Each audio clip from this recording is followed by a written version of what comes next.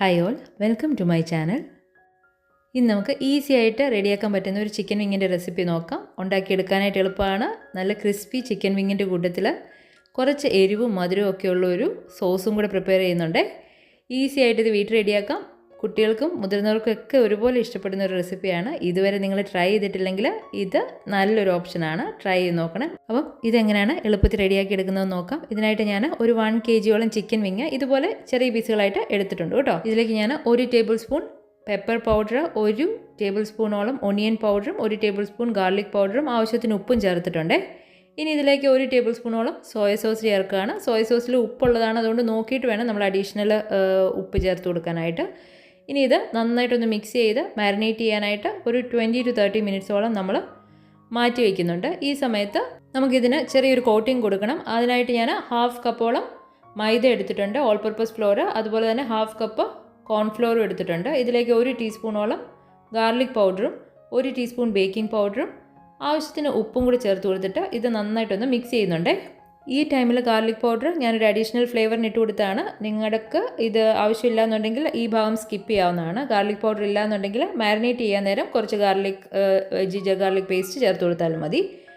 ഇനി നമുക്ക് ഇതൊന്ന് കോട്ട് ചെയ്യാനായിട്ട് ഞാൻ ഇതുപോലെ നമ്മൾ മാരിനേറ്റ് ചെയ്ത് വെച്ചിരിക്കുന്ന ചിക്കൻ ലൈറ്റായിട്ടൊന്ന് കോട്ട് ചെയ്തിട്ട് അഡീഷണൽ അതിലുള്ള ഫ്ലോർ ഒന്ന് തട്ടിക്കളയുന്നുണ്ട് കേട്ടോ. അപ്പം ഇതുപോലെ നമുക്ക് ഇതെല്ലാം ഒന്ന് കോട്ട് ചെയ്തെടുക്കണം. ഒന്നുകിൽ നിങ്ങൾക്ക് ഇത് ഡയറക്റ്റ് ഈ ചിക്കൻ്റെ അകത്തോട്ട് തന്നെ ഇട്ട് കോട്ട് ചെയ്യാം. പക്ഷെ നമുക്ക് അത്രയും പൊടിയുടെ ആവശ്യം ചിലപ്പോൾ വേണ്ടി വരത്തില്ല. അതുകൊണ്ട് ജസ്റ്റ് ഇനഫ് ഒന്ന് കോട്ട് ചെയ്തെടുത്താൽ മതി. ഇതുപോലെ ഞാൻ കോട്ട് ചെയ്ത് വെച്ചിട്ടുണ്ട്.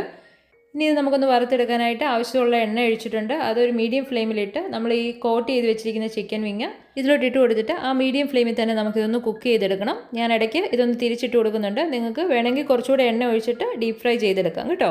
അപ്പോൾ ഞാൻ ഇത് ഒന്ന് തിരിച്ചു മറിച്ചൊക്കെ ഇട്ട് ഒന്ന് ലൈറ്റ് ബ്രൗൺ ഒക്കെ ആകുന്നിടം വരെ ഇതൊന്ന് ഫ്രൈ ചെയ്തെടുത്തിട്ടുണ്ട് കേട്ടോ. അപ്പോൾ നിങ്ങൾ എടുക്കുന്ന ചിക്കൻ വിങ്ങിൻ്റെ സൈസിനൊക്കെ അനുസരിച്ച് ആ കുക്കിംഗ് ടൈമൊക്കെ ഇച്ചിരി ഒന്ന് വേരി ചെയ്യും. ഇത് നമുക്കൊരു പേപ്പർ ടവലിലേക്ക് മാറ്റി കൊടുക്കാം. ഇതുപോലെ തന്നെ ബാക്കിയുള്ള ചിക്കൻ വിങ്ങും നമ്മൾ ഫ്രൈ ചെയ്തെടുക്കുന്നുണ്ട്.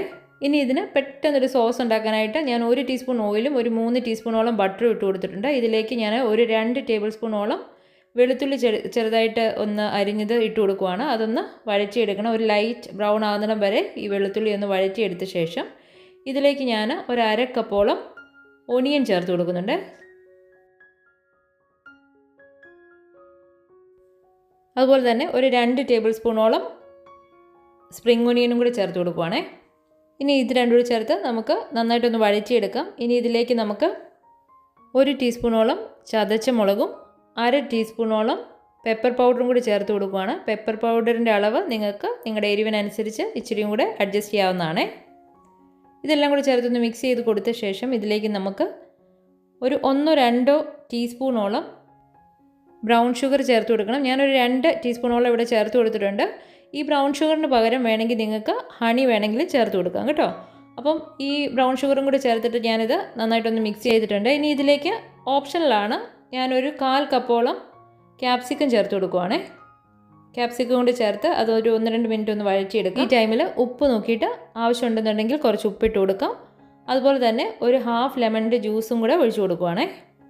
ഇത്രയായാൽ നമ്മുടെ സോസിൻ്റെ പരിപാടി കഴിഞ്ഞു. ഇനി നമുക്ക് ഈ സോസ് നമ്മൾ വറുത്ത് വെച്ചിരിക്കുന്ന ചിക്കനിലേക്ക് ഇട്ട് കൊടുക്കുവാണ്. ഇങ്ങനെ ചെയ്യുമ്പം നമ്മുടെ ആ വറുത്ത് വെച്ചിരിക്കുന്ന ചിക്കൻ നല്ല ക്രിസ്പി ആയിട്ട് ഇരിക്കുകയും ചെയ്യും. അതിൽ സോസുകൾ നന്നായിട്ട് കോട്ട് ചെയ്യുകയും ചെയ്യും കേട്ടോ. ജസ്റ്റ് ഒന്ന് മിക്സ് ചെയ്ത് കൊടുക്കണം. ഒന്ന് ഷേക്ക് ചെയ്ത് കൊടുക്കുകയോ ഒരു തവി കൊണ്ട് ഒന്ന് മിക്സ് ചെയ്യുകയോ ചെയ്താൽ മതി. അപ്പോൾ ഇത്രയേ ഉള്ളൂ. നമ്മുടെ ടേസ്റ്റി ആയിട്ടുള്ള ചിക്കൻ വിങ് ഇവിടെ റെഡി ആയിട്ടുണ്ട്.